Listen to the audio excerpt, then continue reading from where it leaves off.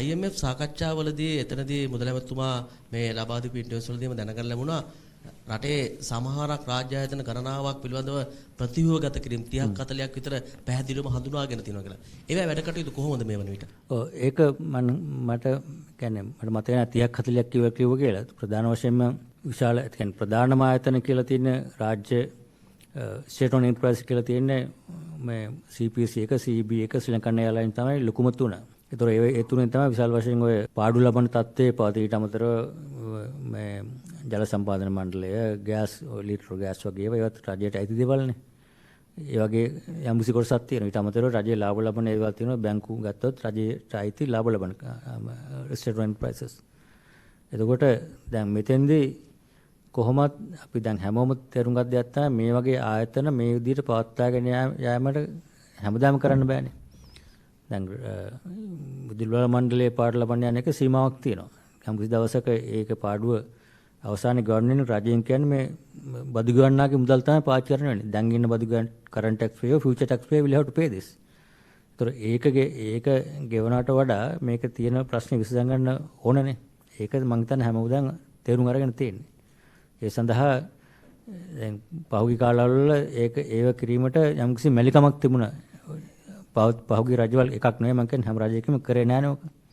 මොකද දැන් ඇවිල්ලා තියෙන මුදල් ඇමතුමා කියලා තියෙන මේක පැහැදිලිවම කරනවා කියන එකේ මේ ප්‍රකාශ කරලා තියෙනවා. ඉතින් අපිත් කියන්නේ අපි මහ බැංකුව වශයෙන් ආර්ථික උපදේශකයන් ඔක හැමදාම කියලා තියෙන තමයි මේව රීස්ට්‍රක්චර් කරන්න මේකට මේවයි මිල ගණන් වෙනස් වීමට ඉඩ දෙන්න ජාත්‍යන්තර වෙනස් වීමක අනුව ප්‍රයිසින් ෆෝමුලාස් දාන්න කියන ඒවා අලුත් දේවල් නෙමෙයි.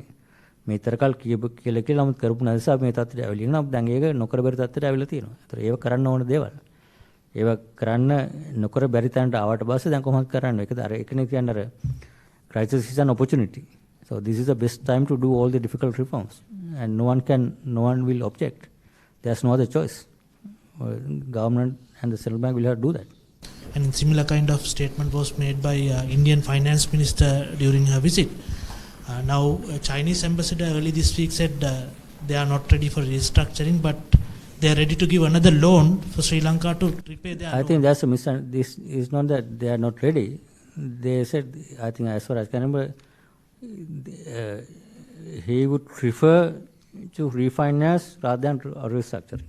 Yeah, I mean, he would prefer, but that choice is no longer there. And once you announce that one choice is out. So who will be kind of overlooking that? I mean, who will be implementing that? We will negotiate with them. This now, once we announce that we are going to treat everyone equally, so now our part is done. Then creditors will have to negotiate with us on that basis. We have made it very clear. If we get some concession from one creditor, we'll expect all the creditors will offer the same concession. Okay. Otherwise, it won't happen. Since the April 12th announcement, Doctor, is there any kind of legal cases filed against, or So far, we haven't seen anything. So far, nothing. No, I mean we have not been approached by anyone, or we have not been informed in kind of legal this thing. Okay. The other one now, with the today's law you are talking about, how about a person who wants to send something to his relative in Sri Lanka? So he will be living in an expatriate who is living in a foreign country. So he will be paying for the goods or services and then send it to Sri Lanka. So it won't come through the banking channel. No, I'm not sure. Usually the imports, I mean that if someone sending a parcel or something, that will come through. Yeah, parcel post is a different arrangement. It's a all small transaction. No? Okay. It's not that one can send a container of computers in a parcel, If someone send a laptop in a whatever some kind of a postal and those things we won't. I mean that's why. What is the custom is there? They will look at it, but this is all what we are focusing is. That's why I basically a small transaction should be facilitated. There's no question about that. A small education, all these things should come through the banking system. This is a small, large amount of small transaction are the ones that basically sets a higher premium outside. Someone is desperate to buy even $100, and if he has rupees, you will pay even 500 because that is a desperate situation. So what we are asking, please don't go and buy $1,000 or $5,000, paying that amount of money outside all these people. Please come to the bank and buy at the official foreign rate from the bank, a small amount transaction. So that will help to curtail that market, and that will stabilize your market even here. That will let the currency to appreciate for all the money coming to the banking system. That is the whole exercise here. The April inflation is very high at 30%. Yeah. How do you view that? No, that obviously, if you can remember last political issue, that was not a surprise or unexpected. And when you have this kind of one-off adjustment in petroleum gas prices, obviously headline inflation will go up. If you look at the inflation from the monetary policy point of view, what we are looking at is the underlying inflation and the underlying inflation trend, how that will basically evolve over a period of time. And that is where we took strong monetary action today. And impact of that, we will see the transmission will happen at least after 3, 4, 5, 6 months. But next 3 months inflation, mainly out of cost push inflation and the supply side effects, will reflect here. It doesn't mean inflation going to 30%, does not mean, as I mentioned earlier, at some other forum also. Interest rates wouldn't have to go to 30% even in the short term. It's the inflation expectations and the underlying inflation that we can, and the inflation coming out of the demand pressures is the one central bank can manage through interest rate policy. That's what we are doing. But the other issues, like one-off increases, will gradually, will be easing once that impact is over, for a period of time. That obviously will take another 2-3 months, because once inflation goes to 30%, and it could go further up if there are certain other price adjustments. But those are what I see as a one-off adjustments. It's a one-off increase in price levels. It's a one-off increase in inflation, but not the underlying inflation. මේ සම්බන්ධයෙන් flat සහ ආදායම් බදු සම්බන්ධයෙන් මොකද්ද මහබැංකුවේ ස්ථාවරය? ඒක මම හිතන්නේ මහබැංකුවේ ස්ථාවරය කියන්න හොඳ නැහැ නේ. කියන්න අවශ්‍ය නැහැ. මොකද ඒක මම අර මුලින්ම දවස් කිව්වාගේ මේ ෆිස්කල් පොලිසි කියන්නේ ඒක ඉන්ඩිපෙන්ඩන්ට්ලි මේ පාලනාගාරයේ මුදල් අමාත්‍යාංශය විසින් පාර්ලිමේන්තුව හරහා කරන්න තියෙන දෙයක්. ඒ අපිට පුළුවන් උපදෙස් දෙන්න විතරයි ගැන. මේක මොන්ටරි පොලිසි කියන්නේ අපේ වක්කීම. එතකොට ඒක අපි ඩෙෆිනිට්ලි මේ අපේ ඇඩ්වයිස් එක තමයි මේ ටැක්ස් ස්ට්‍රක්චර් එක මේක සස්ටේනබල් නැහැ. මේක they have to bring back the tax structure to the level at least what was before 2019, so that revenue as a percent GDP will have to be increased, and it will have to fiscal consolidation. What are the measures? Specific measure is up to the Minister of Finance and to the Cabinet and the Parliament to decide. I mean, I know that there has been a process.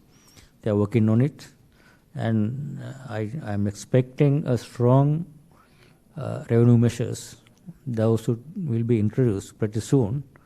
That will help even for the monetary policy purposes. Once we address that, government borrowing requirement will be lower than what we expect now. As a result, the interest rates will be easing going forward when the government funded requirement is lower.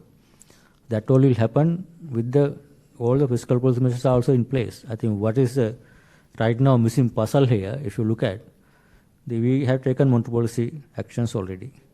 And the pricing adjustment from the other side, the petroleum, lot of prices have already been adjusted. The currency, overvalued and adjusted, overshot. And what is missing piece still is still fiscal measures have not been implemented yet. But I hope that will be. It takes a time, because you see, all tax measures, no one can, even Minister of Finance cannot implement those things without approval from the Parliament and the Cabinet. So that process will take place. That is why it's taking some time. But there's a strong commitment by the new team, Minister and the Secretary of Treasury. There's a good understanding, and we are all in same view that it has to happen. This will happen. අධිපතිතුමා ඔබතුමා ප්‍රකාශ කළා මාස 2කින් විතර IMF එකත් එක්ක staff level agreement එකකට යන්න පුළුවන් කියලා. දැන් සාමාන්‍ය මිනිස්සුන්ට තියෙන අහන දේ තමයි අපිට කොච්චර කාලෙකින් IMF එකෙන් අර මුදල් ලබන පහසුකමකට ඇතුළත් වෙලා පළවෙනි වාරිකය ගන්න කොච්චර කාලයක් ඇයිද කියලා දැන් මාස දෙකකින් එකඟතාවයකට ඇවිල්ලා අර ඔබතුමා කියපු විදිහට ට්‍රැවලර් ඇග්‍රීමන්ට් එක මාසික ආවන ඊළඟ සති දෙකක් තුනක් ඇතුළත බෝඩ් එකකින් ඒක අප්‍රූව් කරන්න පුළුවන්. ඒ කියන්නේ මාස 3කට කලින් ඒ වැඩසටහනකට ඇතුළත පළවෙනි එහෙම වාරිකය තමයි බලාපොරොත්තු වෙන්නේ. මගේ කියන්නේ මම හරියටම දින කියන්න බෑ. මම දැන් තියෙන සාකච්ඡාවල ප්‍රගතිය සහ IMF ස්ටාෆ් එක අපි දෙක සාකච්ඡා අනුව ඒගොල්ලෝ ළමන මාසේ එනවා සාකච්ඡාවලට. එනවා කියන්නේ වර්චුවල් පටන් ගන්නවා ඊට පස්සේ මෙහෙ එන්නත් බලාපොරොත්තු වෙනවා. ඒතර ඒ යන ප්‍රගතිය අනුව දැන් මීට ඉස්සෙල්ලා IMF සාකච්ඡා වාර කිහිපයක මම පුද්ගලිකව සහභාගී වෙලා තියෙනවා. ඒ මගේ පරිවෘත්ත අනුව මට කියන්න තියෙන්නේ මේ යන ප්‍රගතිය සහ අපි එකඟ වෙච්ච කරුණු අනුව මාස දෙකකින් විතර කාලයකින් පුළුවන් ස්ටාෆ් ලෙවල් ඇග්‍රීමන්ට් එක ගැන රේජ් කරන්න. ඒකට ළඟා වෙන්න. එතනින් පස්සේ ඒකෙන් ළඟා වුණා කියන්නේ ඊළඟට සති දෙක තුන කාලයක් ඒ වර ඇතුලේ ප්‍රොසෙස් එකක් තියෙනවා. එතකොට සති දෙක තුනක් ඇතුළත ඒ IMF එකේ බෝඩ් එකට මේක අනුමත කරන්න පුළුවන් පළවෙනි ට්‍රාන්ච් එක දෙන්න. එතන ඉඳලා ඊට පස්සේ මාස 3ට ඒ ක්‍රමවේදයක් තියෙනවා ඒක අනුමත කරාම. That's why I said it's too early. I mean the access level is that will be decided once we reach agreement and the letter will contain the 400% 500% of the quota that we will know later. අදහසක් ප්‍රකාශ කළ තිබ්බ අපේ quota එක වගේ 400 ගුණයක් අවම වශයෙන් ලබා ගන්න පුළුවන් වෙයි කියලා අදහසක් ප්‍රකාශ කළා තිබුණු බව මාධ්‍යයේ සඳහන් වෙලා තිබුණා. ඒක තියෙන්නේ දැන් අපි බැලුවොත් IMF වෙබ්සයිට් එකට ගිහිල්ලා එක එක ෆැසිලිටිස් තියෙනවානේ. එතකොට extension funds facility එකේ තියෙනවා ඒක රඳාපවතින්නේ external finance විදේශ විනිමය හිගිය කොච්චරද කියලා තීරණය මත external financing gap එක අපි කියමු දැන් හඳුනාගත්ත බිලියන් 3ක් කියලා.